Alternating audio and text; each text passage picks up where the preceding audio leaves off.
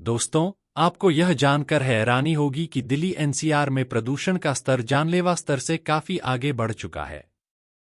हालात ऐसे हैं कि प्रदूषण की वजह से लोगों को सांस लेने में भी कठिनाई होने लगी है। प्रदूषण का स्तर कितना बढ़ गया है, इसका अंदाजा आपको इस बात से लगेगा कि दिल्ली के कई इलाकों में तो प्रदूषण के चलते हवा की गुणवत्ता यानी AQI 400 के पार पहुंच चुकी है और यह लगातार खराब होती जा रही है।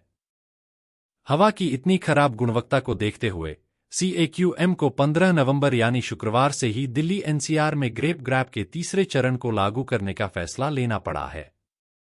दिल्ली एनसीआर में फिलहाल ग्रेप के तीसरे चरण को लागू किया गया है। ग्रेप लागू करने का मकसद प्रदूषण के स्तर को कम करना होता है। इसके लागू होते ही कई तरह की गतिविधियों पर रोक लग जाती है। ग्रेप 3 के लागू होने के बाद दिल्ली एनसीआर में किसी भी तरह के निर्माण कार्य पर रोक लगा दी जाती है। साथ ही कोई भी तोड़फोड़ और सार्वजनिक एक्टिविटीज पर भी प्रतिबंध लग जाता है।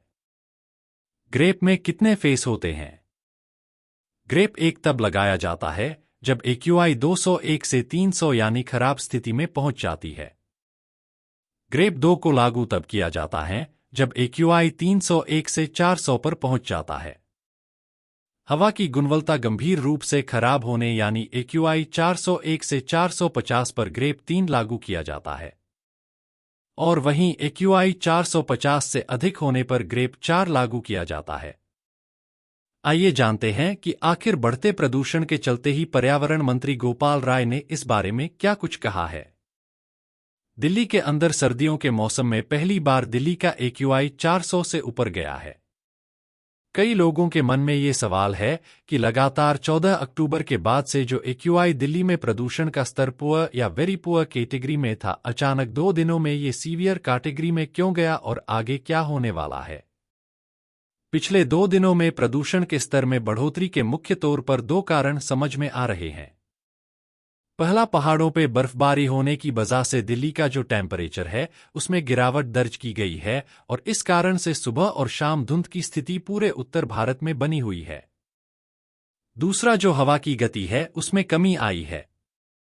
12 नवंबर को हवा की जो गति थी वो 4 से 10 के बीच में थी। 13 नवंबर को भी हवा की जो गति है वो 4 से 10 के बीच में थी। इन 2 वजहों से प्रदूषण के स्तर तेजी से बढ़ा है। दिल्ली में लाइट कमर्शियल व्हीकल्स डीजल ट्रकों की एंट्री पर रोक लगा दी गई है, तो गैर जरूरी कंस्ट्रक्शन गतिविधियों पर भी रोक है। केवल इमरजेंसी के लिए डीजल जनरेटर सेट पर ही उपयोग किया जा सकेगा। इसके साथ ही धूल को दबाने के लिए सड़कों पर पानी भी छिड़का जाएगा। दिल्ली के सभी प्राथमिक स्कूलों को बंद कर दिया गया है। अब इन स्कूलों में ऑनलाइन क्लासेस ही लगा करेंगी।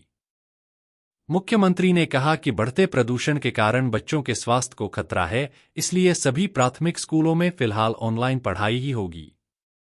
तो दोस्तों, यह थी दिल्ली के खतरनाक होते वायु प्रदूषण की कहानी। उम्मीद है आपको यह जानकारी महत्वपूर्ण लगी होगी। फिलहाल इस वीडियो में इतना ही। इसी प्रकार की अन्य तमाम बड़ी खबरों के लिए आप हमारे साथ बने रहें और देखते रहें पब्लिक पल्स। कृपया हमारे चैनल को सब्सक्राइब करें और बेल आइकन ऑल पर जरूर प्रेस कर दें।